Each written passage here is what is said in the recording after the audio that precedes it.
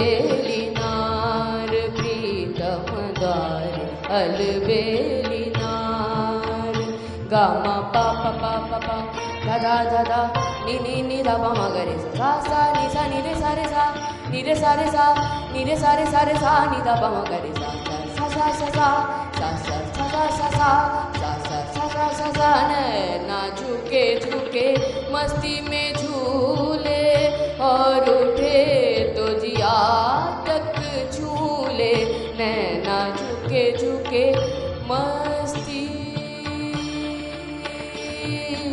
नैना झुके झुके मस्ती में झूले मस्ती में झूले नैना झुके झुके मस्ती में झूले नैना झुके झुके मस्ती में झूले और उठे तो जिया तक झूले देखो तो ऐसे लागे सावरी ऐसा जादू करे चुपके वो निहारे अलबेलिनार प्रीतम द्वारे अलबेलिनार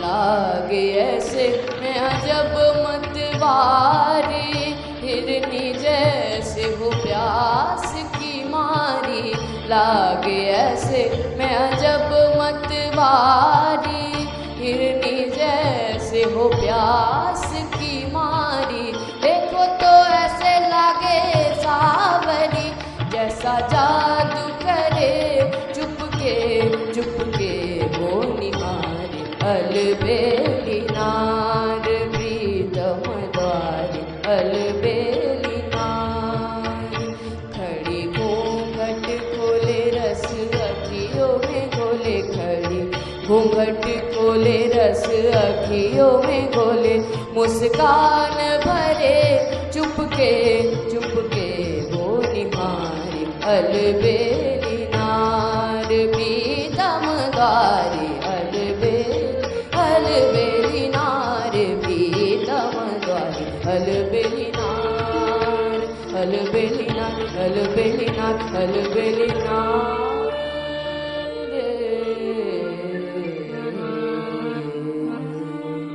অসম্ভব সুন্দর মান্নাদের গাওয়া এই গানটা আমরা শুনে নিলাম। এরপর আমরা চলে যাব তৃতীয় গানে। শুরু কর। এক পলকের একটু দেখা আরো একটু বেশি হলে ক্ষতি কি এক পলকে একটু দেখা আরো একটু বেশি হলে ক্ষতি কি যদি কাটে প্রহর পাশে বসে মনের দুটো কথা বলে ক্ষতি কি এক পলকে একটু দেখা আরো একটু বেশি হলে ক্ষতি কি যদি কাটে প্রহর পাশে বসে মনের দুটো কথা বলে ক্ষতি কি হা ও হা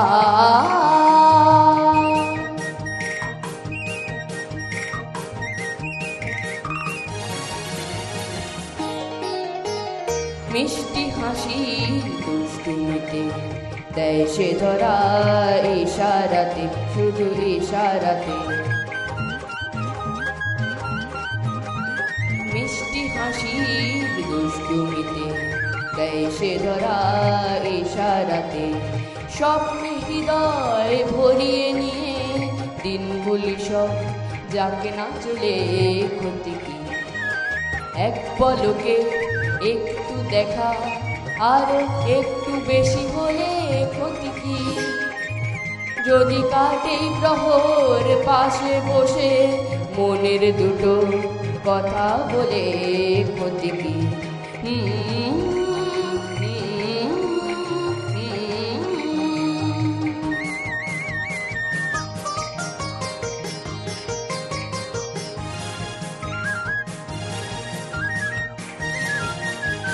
হলোই যখন পথে যেতে হঠাৎ পরিচয় এবার আড়ালটুকু হয় গো ভালো হয়। হলোই যখন পথে যেতে হঠাৎ পরিচয়, এবার আড়ালটুকু সরে গেলে হয় গো ভালো হয়। এড়িয়ে যাওয়ার ছলনাতে দেয় সে ধরা ইশারাতে, শুধু ইশারাতে। এড়িয়ে যাওয়ার ছলনাতে দেয় সে ধরা ইশারাতে। কিছু পাওয়ার চঞ্চলতায় দিনগুলি সব যাক না চলে ক্ষতি কি। এক পলকে একটু দেখা, আরো একটু বেশি হলে ক্ষতি কি। যদি কাটে প্রহর পাশে বসে মনের দুটো কথা বলে ক্ষতি কি। আহা ও আহা। খুব সুন্দর। আমরা পরপর তিনটে সুন্দর সুন্দর গান শুনে নিলাম শিল্পী বন্ধুর কণ্ঠে। এবার আমরা সরাসরি চলে যাব শিল্পী বন্ধুকে সম্বর্ধনা দিতে। আমরা প্রথমেই শিল্পী বন্ধুর হাতে তুলে দেব একটি বহুমূল্যবান সার্টিফিকেট। এরপর শিল্পী বন্ধুর জন্য থাকছে একটি গিফট কুপন, একটি মেডেল এবং একটি মেমেন্টো। শিল্পী বন্ধুকে অনেক অনেক শুভকামনা। এবার আমরা নিয়ে নিচ্ছি একটি ছোট্ট বিজ্ঞাপন বিরতি। নাচ, গান অথবা আবৃত্তি সবার সামনে তুলে ধরতে চান আপনার প্রতিভা? তাহলে আর দেরি কেন? যোগাযোগ করুন আমাদের সাথে। আমরা তুলে ধরব আপনার সৃষ্টি, আপনার প্রতিভা। সকালের জলসা। যোগাযোগ করুন 9830567111 অথবা 7699587887 এই নম্বরে। সকালের জলসা। কবিতা কিংবা গান, নৃত্য আর অঙ্কন ভরিয়ে দেবে মন প্রাণ। আড্ডা জাংশন, আড্ডা জাংশন, আড্ডা জাংশন। আজকে আমরা চলে এসেছি এমন একজন বিশিষ্ট মানুষকে সঙ্গে নিয়ে, যিনি একাধারে মানুষদের সেবা এবং অন্যদিকে নিজের মনের কথাগুলো ফুটিয়ে তুলেছেন লেখার পাতায়। তো আজকে তার সঙ্গে পরিচয় আমরা করে নেব। তিনি একজন গীতিকার, তিনি আমাদের সঙ্গেই রয়েছেন। আপনার নাম? শুভজিৎ সাঁতরা। আচ্ছা, তো আপনি কোথা থেকে এসেছেন? আমার বাড়ি হচ্ছে বরগাছিয়া, হাওড়া।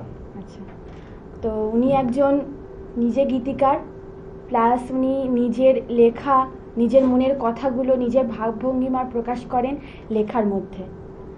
এছাড়াও উনি মানুষের সেবা কাজে নিযুক্ত। তো ওনার এই যে সাফল্য, আপনার যে সাফল্য, এই সাফল্যের পেছনে আপনার অবদান কার আছে সব থেকে বেশি?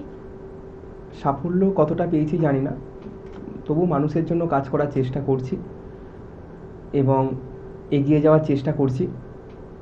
আমার সাফল্যের পেছনে যেটা সব থেকে বড় অবদান, আমার মা বাবা, এছাড়াও আমার বাড়ির কাকা কাকিমা, দাদু দিদা এবং সব আরও এখন ভালো বন্ধু হয়ে গেছে আমার দোকানের স্টাফ রাকেশ। এই মানুষগুলোই আমার সাফল্যের পেছনে এগিয়ে আছে। আচ্ছা, আজকে আমি এবং আমার যে এই চ্যানেলটি এবং বিভিন্ন দর্শক বন্ধুরাও আজকে সত্যি অভিভূত আপনার মতন একজন বিশিষ্ট মানুষকে আমরা সঙ্গে পেয়েছি বলে। অনেক অনেক ধন্যবাদ রইল এবং অনেক অনেক শুভেচ্ছা আগামী দিনের জন্য। আচ্ছা, আপনি তো মানে পুজোর যে থিমটা করেন, এই যে আইডিয়াগুলো, মানে বিভিন্ন রকম যে নতুন নতুন আইডিয়া, সেগুলো আপনার কিভাবে আসে, কোথা থেকে পান? পুজো থিম সঙ্গে আমার প্রথম 2015 সালে আসা, এবং তখন আমি কলেজে পড়ি এবং সেখান থেকে আস্তে আস্তে পুজোর কাজে আসা। এবং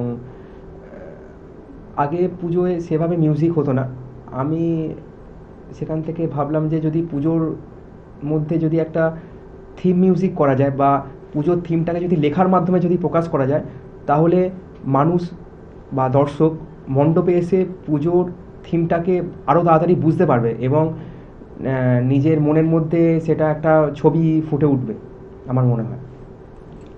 আচ্ছা, মানে কলকাতার বিভিন্ন যে থিম রয়েছে, বিভিন্ন জায়গায় মানে পুজোর গান মানে আপনার গান, আপনার লেখা, এবং সেগুলো মানে প্রচুর পরিমাণে সুপারহিট হচ্ছে। আর এখন তো মানে বিভিন্ন প্যান্ডেলে গেলে যে শুভজিৎ সাঁতরার লেখা গান, এটা সত্যি ভীষণভাবে সুপারহিট হচ্ছে, আর মানুষজন খুব পছন্দও করছে আপনার লেখা, আপনার গান। তো আপনি একদিকে এই যে মেডিসিনের ব্যবসাটা করছেন, তারপরে আপনি এই যে লিখছেন, কিভাবে পারেন এর মানে সময়টা কি করে আপনি ম্যানেজ করেন? হ্যাঁ, আমাদের আমার যেহেতু ওষুধের দোকান এবং আমি একজন ফার্মাসিস্ট, এবং আমাকে সকাল 8টা থেকে দুপুর 1টা, আবার এদিকে বিকাল 5টা থেকে রাত্রি 9টা 9:30 পর্যন্ত আমাকে ওষুধের দোকানে থাকতে হয়। এবং সারাদিন নানা রকম মানুষের সাথে আলাপ হয় এবং নানা রকম কাস্টমার আসে, নানা রকম পেশেন্ট আসে দোকানের মধ্যে। কিন্তু তার মধ্যেও যতটুকু আমি সময় পাই, আমি মানে অফ টাইমে আমি গান লেখার চেষ্টা করি। এবং এই গানগুলো অনেক সময় ওই সবসময় খাতা পেন থাকে না, হয়তো ওই একটা মনের মধ্যে একটা ফোনের মধ্যে রেকর্ডিং করে নিই। সেই লেখাগুলোকে আবার আমি পুনরায় বাড়িতে এসে সুন্দর করে খাতায় লিখে একটা সাজিয়ে আবার সেইটাকে আবার গানটাকে নতুন করে রেডি করার জন্য প্রস্তুত হই। আচ্ছা, আপনার যে সমস্ত লেখা গানগুলো, এই যে শুভজিৎ সাঁতরা, তার সঙ্গে একটা নামও চলে আসছে, দেবতনু দত্ত ডিরেক্টর। তো এটা কেন? দেবতনু দার সাথে আমার একটা অদ্ভুতভাবে পরিচয়। দেবতনু দত্ত নামটা সত্যিই একটা অপ্রাসঙ্গিক, কারণ দেবতনু দত্ত মিউজিক মানেই একটা হৃদয় ছোঁয়া মিউজিক। আমি বাইকের লাইসেন্স করতে গিয়েছিলাম, যেটা হচ্ছে হাওড়াতে। হঠাৎ করে সেখান থেকে আমার লাইনে দাঁড়িয়ে ওনার সাথে পরিচয় হয়েছিল। উনি গান করেন, সেই সূত্র ধরে ওনার সাথে পরিচয়। এবং তারপর গানগুলো দুজনে মিলে আলোচনা করে পুজোর থিম সং যেমন করা হয়, তার পাশাপাশি রোমান্টিক গান, কিছু স্যাড সং, এভাবেই আমরা এগিয়ে যাওয়ার চেষ্টা করছি। দেবতনুদার সাপোর্ট না থাকলে আমি হয়তো এতটা জায়গায় বা আমার নাম এতটা হতো না। সত্যি একটা মানুষের পেছনে মানুষের তো অবদান থাকে। গানের ক্ষেত্রে আমি দেবতনুদার সাপোর্টটা আমি অনেক আরেকটা নামও এখানে বলতে হয়, শ্রেয়াদি, যিনি আমাদের প্রত্যেকটা গান গেয়েছেন। দুজনকে আমার পক্ষ থেকে অনেক ভালোবাসা রইল। আচ্ছা, কলকাতার যে থিম, সেই থিমের মানে বিশিষ্ট একজন মানুষ যে প্রশান্ত পাল এবং পাপাই সেন, এই নামগুলো আমরা শুনে এসেছি, বেশ পরিচিত নাম। তো এদের সঙ্গে আপনার পরিচয় কিভাবে? প্রশান্ত দার সাথে পরিচয় 2015 সালে, এবং 2015 সালে প্রথম যখন কলেজে পড়তে তখন থিম মিউজিকের প্রথম কাজ করা আরম্ভ করি। এবং প্রশান্ত দা না সুযোগ দিলে হয়তো আমি এই জায়গায় আসতে পারতাম না। তারপর 2000 লকডাউনের পর, অর্থাৎ 2022-23-এর দিকে আবার আমি পুজোর থিম সঙ্গে ফিরে আসি। এবং এই পুজোর থিম সঙ্গে এসে বাপাই সেনের সাথে পরিচয় হয়। এবং বাপাইদা এমন একটা মানুষ, বাপাই সেন, আমি দুর্গাপুজোর একজন থিম মেকার, উনি এমন একজন মানুষ, উনি মিউজিকটাকে বোঝেন। আমি অবাক হয়ে গেছি যে কলকাতার দুর্গাপুজোয় আমি ওনার সাথে পরিচয় হয়েছে। উনি মিউজিকটাকে যেভাবে বোঝেন, আমি জানি না, ওই জন্যে কাজগুলো অনেক সাকসেসফুল হয়। এবং আমরা বাপাইদা, দেবতনুদা, আমি এভাবে আমরা কাজ করে এগিয়ে যাওয়ার চেষ্টা করছি। আর হয়তো 2025-এ এর থেকেও বড় কিছু গান এবং বড় কিছু দুর্গাপুজোর মণ্ডপে আমরা ভালো কিছু জিনিস দেখাতে পারবো দর্শনার্থীদের। আচ্ছা, বিভিন্ন দর্শক এবং আমরা প্রত্যেকেই আশা করে থাকবো যে আপনার নতুন জীবনে যে চলার পথ, এটা আরও প্রশস্ত হোক। তো আপনি তো বিভিন্ন সম্মান পেয়েছেন, তার মধ্যে যেমন জেআইএস সম্মান।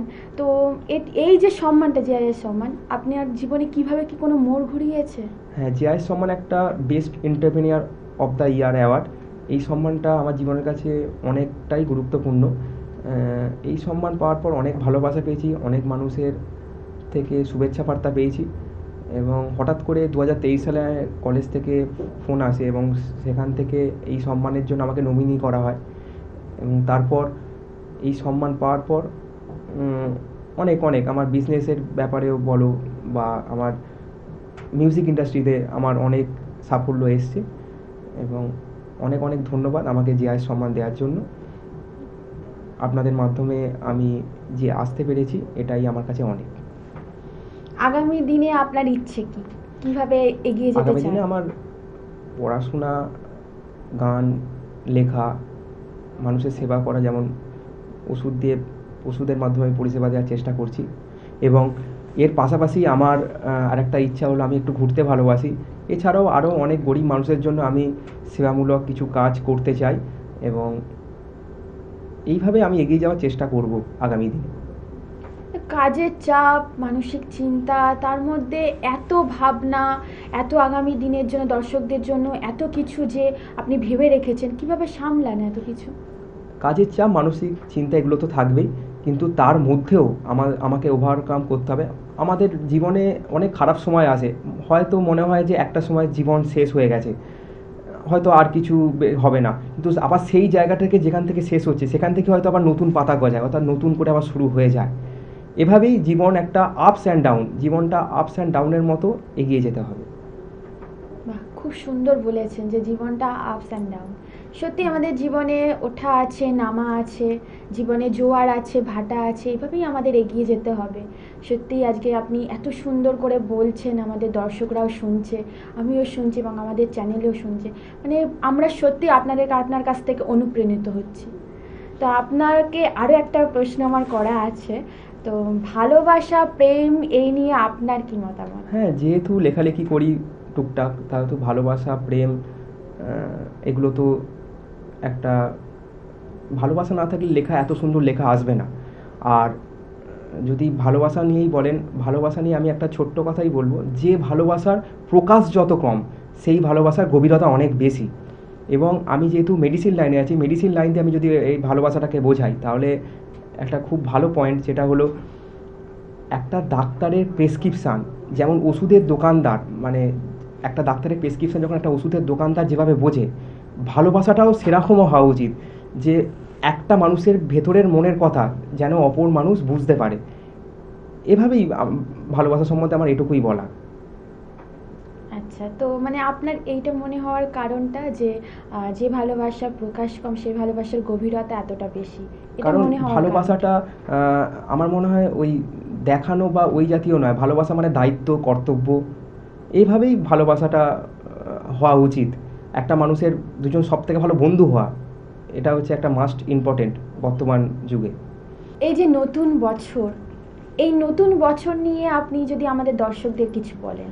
নতুন বছরে অনেক অনেক শুভেচ্ছা রইল। সবার জীবনে নতুন নতুন আনন্দ, নতুন কিছু আশা, নতুন ভালোবাসা ছড়িয়ে পড়ুক, এটাই বলবো। এবং আরও ভালো যেন কাজ করতে পারি আমার দিক থেকে। এবং অনেক অনেক ধন্যবাদ, আপনার হাজার হাজার দর্শকের মাধ্যমে আমার কথাগুলো আপনাদের মধ্যে ছড়িয়ে পড়ছে। দিদি, তোমাকে অনেক অনেক ধন্যবাদ আমাকে এই অনুষ্ঠানে আমন্ত্রণ জানানোর জন্য। আমাদের চ্যানেলের তরফ থেকে এবং আমাদের দর্শকবৃন্দদের মধ্যে থেকে, আমার তরফ থেকে আপনাকেও জানাই অনেক অনেক ধন্যবাদ। তো ছোট ভাইয়ের সমান আপনি, তো আপনার জন্য রয়েছে আমাদের কাছে কিছু উপহার, যেগুলো আমরা আপনাকে দেব। একটা গিফট কুপন রয়েছে, আমাদের চ্যানেলের তরফ থেকে একটা মেডেল এবং মেমেন্টো। তো সর্বশেষ আপনাকে জিজ্ঞেস করতে চাই, কেমন লাগলো আজকের এই অনুষ্ঠানে এসে? খুব ভালো লাগলো এখানে এসে, এবং অনেক অনেক ধন্যবাদ চ্যানেল ভিশনকে, এবং অনেক অনেক ধন্যবাদ এই চ্যানেলের সমস্ত টিম মেম্বারদের, এবং অনেক অনেক ধন্যবাদ আপনাকে। আমরাও আপনার এই যে কথা, এই অনুপ্রেরণায় আজ আমরা অনুপ্রাণিত। চাইবো দর্শকরাও যেন আপনার এই কথা ধরে অনুপ্রাণিত হয়, জীবনে আরও এগিয়ে যেতে পারে। এই বলেই আমরা আজকের আমাদের অনুষ্ঠান শেষ করছি।